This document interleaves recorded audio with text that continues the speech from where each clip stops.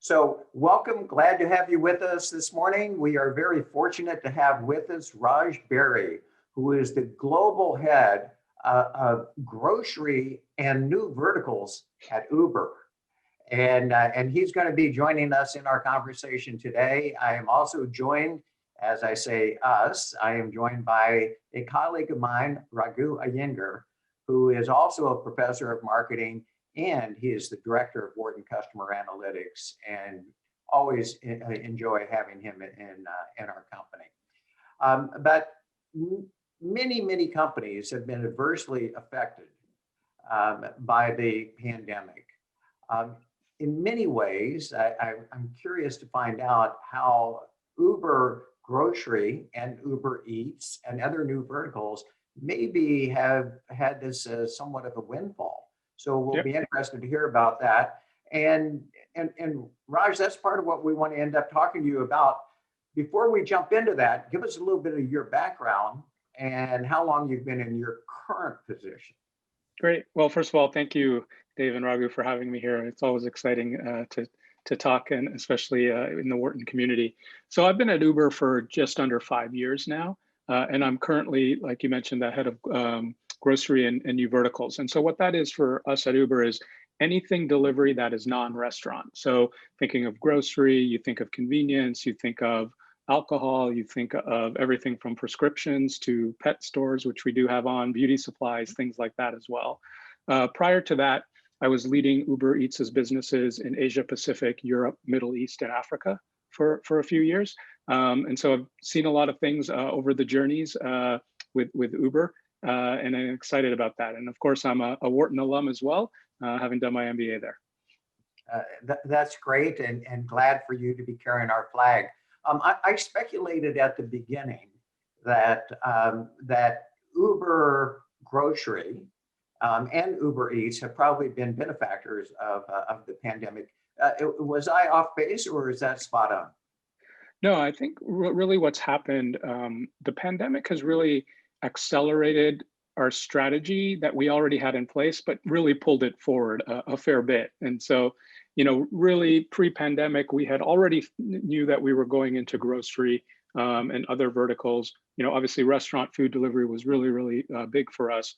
But what it's actually done is it made us think about, hey, how do we serve our communities, customers, merchants in a more meaningful way, especially when everyone is turning to delivery a lot more. And so really what we've seen is it's actually, delivery of certain things might have been a convenience or something you do once in a while, I'd say, a year ago. But a lot of this has now turned to what you'd call, essential services, especially for not just customers, but even for merchants that saw a lot of their revenue and businesses decimated, when the pandemic hit. And so what we've seen is not just in our core restaurant offering where thousands and thousands of new merchants have come on every week and millions of customers, but also we've really pulled forward our expansion into other verticals like grocery. So for example, what we're really seeing is that it's not just restaurants that are working with us now. We've got grocers, we've got bakers, we've got pet stores, and we've seen customers come in wanting all of those things and wanting them on demand. And then, just to give you a little bit of idea of how that's actually impacted our business, like you mentioned, delivery has really taken off over the last year. As we announced in our, recent earnings call as well, we saw, our gross bookings and our revenue more than increased by over triple digits year over year. We saw, restaurants, so we saw merchants that came onto our platform increased by over 75% in just 1 year. So we now have over 800,000 merchants that are on the Uber platform overall. And then specifically on grocery and new verticals, that business has just really accelerated where it now is over a 1.5 billion annualized run rate business for us in just a very short period of time. So as you said, it's really around, we had to adapt a lot to pent up consumer demand and not only in restaurants, but other things, local communities and cities wanted. And we really just accelerated that vision. Oh, this is very interesting here, Raj. And thank you, Dave, for kicking off with that particular question. I think one of the things that we've seen as we've had other conversations with leaders like yourself is, this issue of being agile, but at the same time keeping the strategy in mind. One of them actually, one interesting quote that came out was, "What's agility without strategy?" And so I'd love to hear from your point of view. Year ago, basically last February, perhaps you were already thinking a lot more about Uber grocery and all of that stuff, going forward. But the world changed. And so did you already have a vision in place and the tactics changed? How did that go about? Yeah, definitely. And I think, there's many aspects of that. Marketing is one aspect, how we go to market is another aspect. Uh-huh. But, to the point, like, we were already, obviously we were very deep into the restaurant food delivery business. We Mhm. had decided, late in 2019, we had reached an agreement to acquire a company called Corner Shop to fuel our grocery expansion globally. Mhm. They're a Latin American company. And so we had already, thought about doing all of that.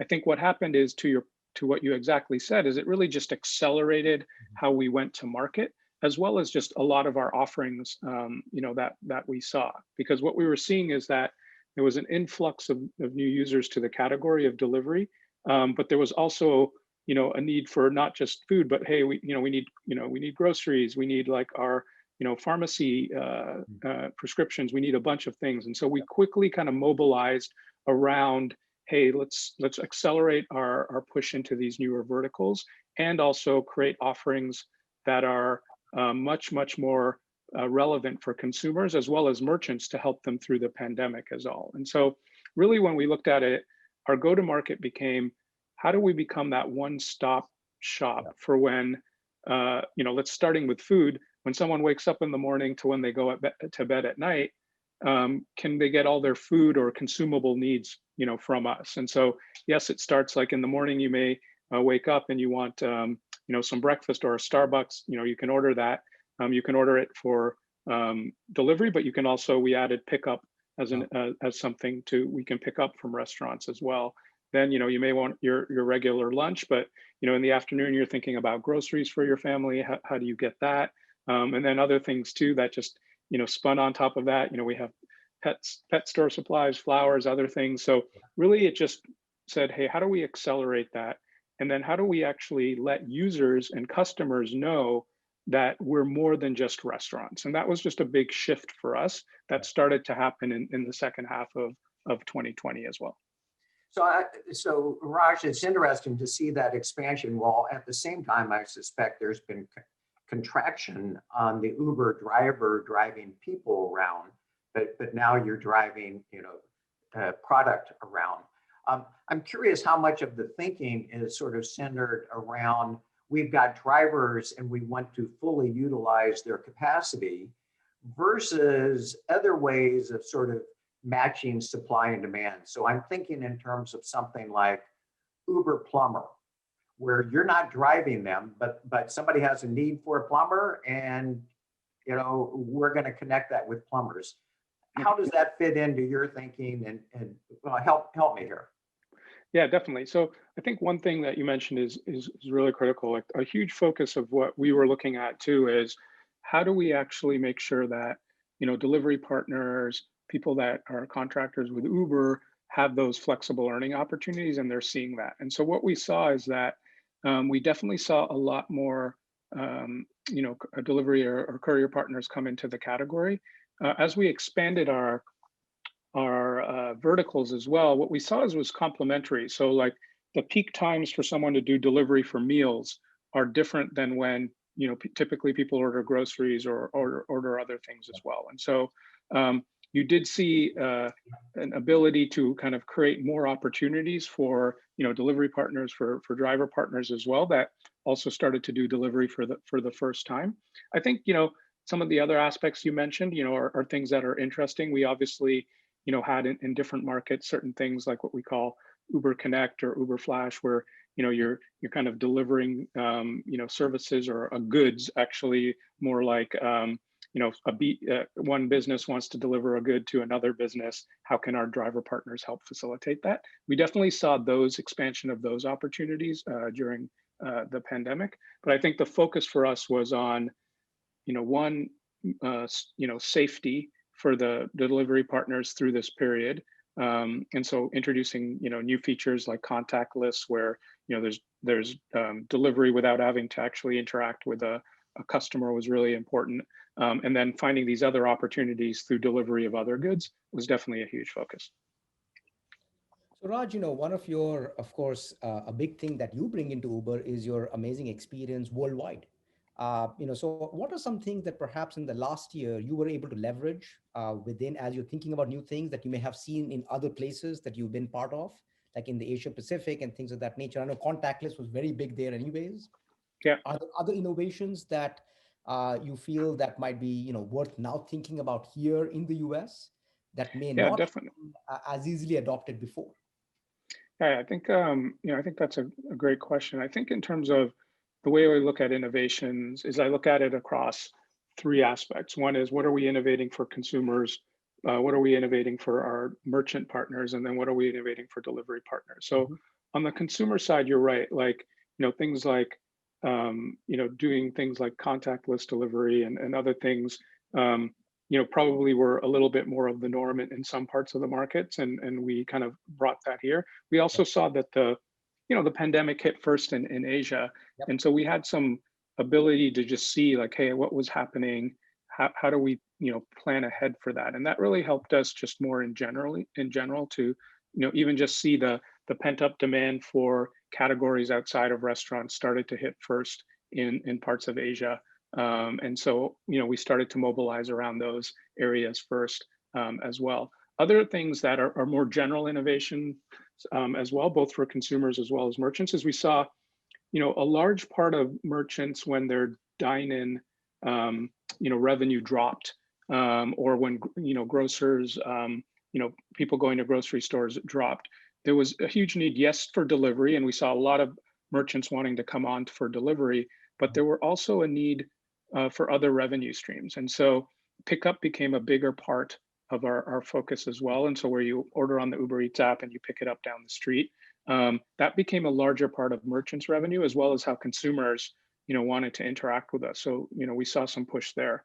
Specifically on the marketing side, what we saw was a lot of customers in different markets as well wanting to understand, hey, how can we actually market to consumers more effectively? And so what we started to introduce was more self-serve marketing tools for merchants, even, maybe necessarily a McDonald's or a Chipotle has a very sophisticated arm to do that, but a small pizza shop or a small boba tea store won't have that. And so how can we help them get the insights and the data and then do self-serve promotions or marketing to their customers? I think the other couple innovations there was helping power commerce for those merchants, even through their own channels. And that's a big shift for us too. So, we introduced things like online ordering, which, if you go to a merchant's website, that can be powered by Uber as well. And then similarly, where the merchants need us, maybe not as much for demand, but they need us for logistics. We did delivery as a service where they could just plug into our delivery platform overall. So yeah, we definitely saw a lot of innovations there, through the last, 9 to 12 months. Raj, it's fascinating to hear that, because what you have is you have a two-sided market. You've got to get the merchants and you've got to get the customers, the consumers that are out there. And I'm sort of curious how you allocate your resources towards attracting and supporting merchants, like what you were just talking about, versus trying to go after consumers. And or are you only supporting merchants and letting them do the customer attraction? How do you balance that?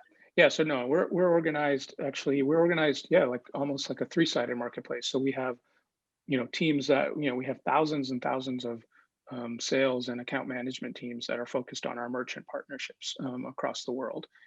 So huge focus on that aspect, but definitely we are a huge demand channel for most of the merchants, and so that is a huge focus for us. And so if you look at pre-pandemic, some of the merchants they would get maybe 10-15% of their revenue from delivery, which was pretty significant.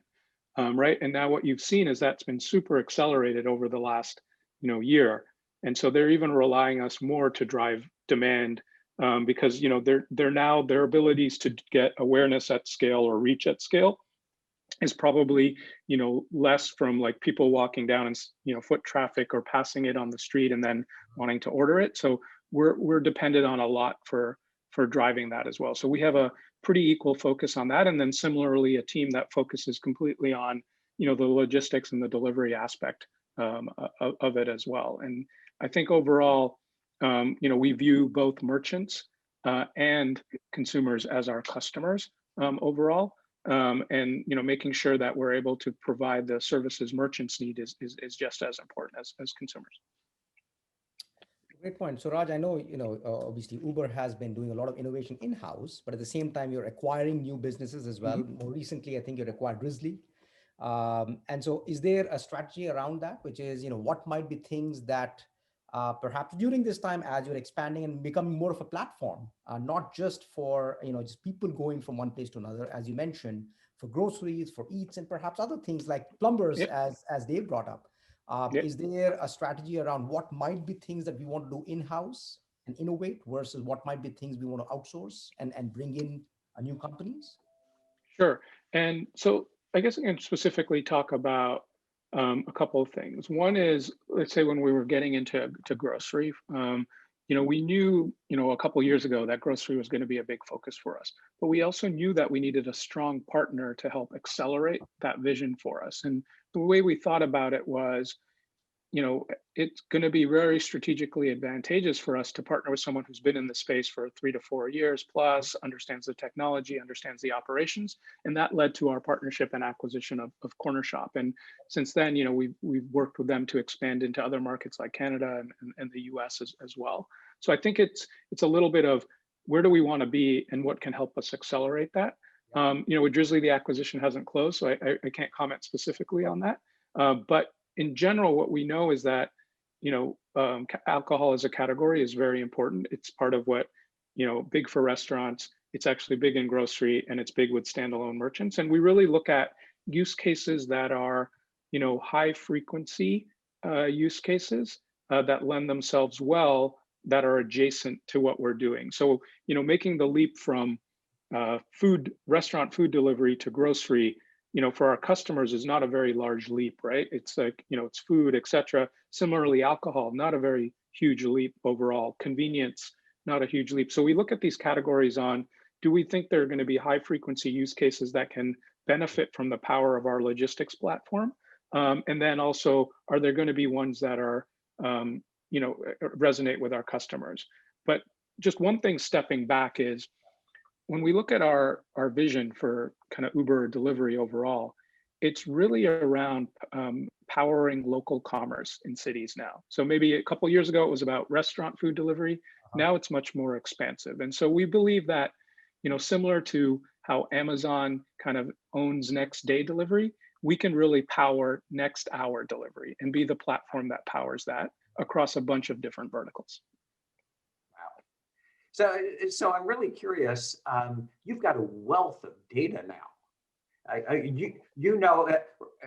Raghu's a big drinker, so my guess is he's having a lot of alcohol delivered to his house.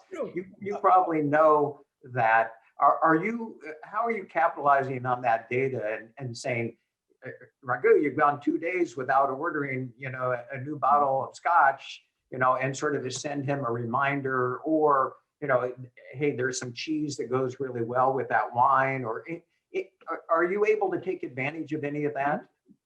Yeah, definitely. So, first of all, obviously all the data we leverage is anonymized and more like cohort specific, yep. But, we definitely, our focus is on leveraging it for both consumers, so our consumer kind of marketing, but also for merchants. So we definitely, if you come into the Uber delivery app, what you'll see is that, the more you use it, the more personalized it is. We know what merchants you've used. We've known what to recommend in terms of products and things like that as well. We surface things we think are useful to you, whether it's in your, in your area or a specific new merchant that has come up. So we definitely leverage that data so that what you might see, Dave, is very different than what Raghu will see based on your patterns.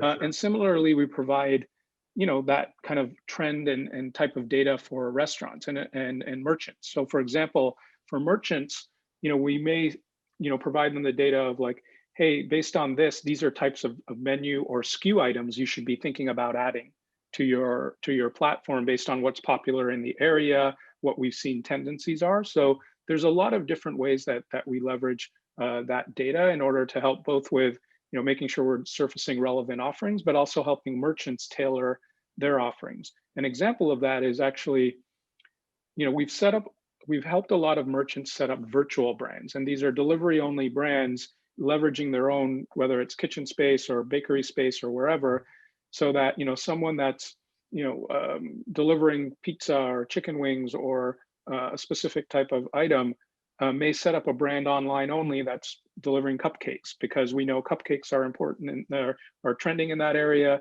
and that their kitchen setup lends well to them doing that. And so it's a way for them to actually increase marginal revenue and unit economics out of their own delivery space that we have. So those are the type of data we'll surface and work with partners on to help them think through other revenue streams as well. Wow. No, I think this is quite fascinating, especially, as you're increasing. And I love that tagline of the next hour delivery. I think that's a really interesting space to kind of own, and especially as you expand into other commerce. So one other thing, Raj, as we are winding down towards the half hour mark, we've been asking a lot of decision makers like yourself, where the future would be in the next few months. And it's hard, obviously, it's unpredictable, but as hopefully the vaccine is going through, things are starting to look more positive. What are some things from the customer side? And you have many customers, the businesses, the merchants, and what things would be sticky? What things might actually revert at least somewhat back to normal in the pre-pandemic days? Definitely. So I think for us, there's two things. One is we definitely see that now delivery and the adoption of delivery, kind of what's happened over the last year, is kind of here to stay. It's going to be part of the new normal. People have adapted to it. And our trends show that, especially in markets where people have already started to, get the vaccine or come back to work, or economies open up as well. So I think that it's more of a part of how people just think of their everyday lives now. And I think the second thing is that, for us, the behavior to move beyond kind of restaurants into other verticals, we do see that also being very sticky kind of going forward. So, extension to being like powering local commerce, getting, that everything you want for kind of a loved one or your family in one place, we think that's going to be very sticky. And why we think that is, in general, while there's been a huge influx of consumers into the category over the last year, what we see is that once a consumer orders from a restaurant or orders from a grocery store or a bakery, their behavior is not different than the retention, the frequency metrics that we were seeing, pre-pandemic. And so that once a user, is part of kind of the delivery ecosystem and is trying it, they're ordering with similar frequencies. They're actually churning at the same rates. Their basket, sizes and order values aren't any lower. And so that gives us good comfort that it's really been pulling forward the adoption of the category versus it being a temporal type thing. Indeed. Good point. So I guess the last question that I want to be asking you, and that's out of the list of about 40 other questions that I really want to ask you. But the last question is, you've been in the eye of the storm, and it has transformed to a very large degree Uber's overall business. What have you learned from that you would share with other senior marketers that I think is transferable knowledge? So I think there's a couple things. One is, just the ability to adapt and change not only your strategy, but your go-to-market a bit based on changing consumer behavior and changes, and how quickly you can do that and how nimble your organization is to do that is going to be a huge determinant of how you're able to thrive or not in situations like this. So what we've learned is that, at Uber, there's always a lot of change. And so we've had a muscle where, hey, every 3-5 months, things are changing in our business as well. So we were, while this was very, challenging and disruptive, we felt like we had that muscle and we were able to shift, both our our marketing approach, our our sales approach, our operations approach to accommodate that overall. And then I think the second thing is, what we found is that through it all, consumers from us were really just looking for a very simple and seamless experience. So when you have this many new customers or users coming onto a category, it's really important to just make everything as seamless and simple as possible. And so our focus was really just on, can we get like magic at a push of a button? So, you really take all the complexity out of things. And so maybe early on in an evolution, you're getting like technologically savvy people that are used to apps and everything using this. Now you have every type of demographic and everyone trying to use these. And we really had to focus on, can we be a very simple and seamless service that's easy to use? Can we be very reliable, have all the merchants that they want? And can we do this in a price point that's effective? So really just distill our approach to being very simple and almost magical for people to use was just, really just something as a North Star that we always have to keep in mind. Great takeaways, Raj, and I think those are transferable. I mean, you have implemented it, but I think it's transferable to all sorts of businesses. So thank you so much for joining us. I look forward to the time when we can actually meet face to face and I can ask the other 39 questions I didn't get a chance to right now. But we both thank you very much for joining us and good luck going forward. Thanks. It's really been great talking to you and thanks for the time. Great. Thank you. Yeah. Bye-bye.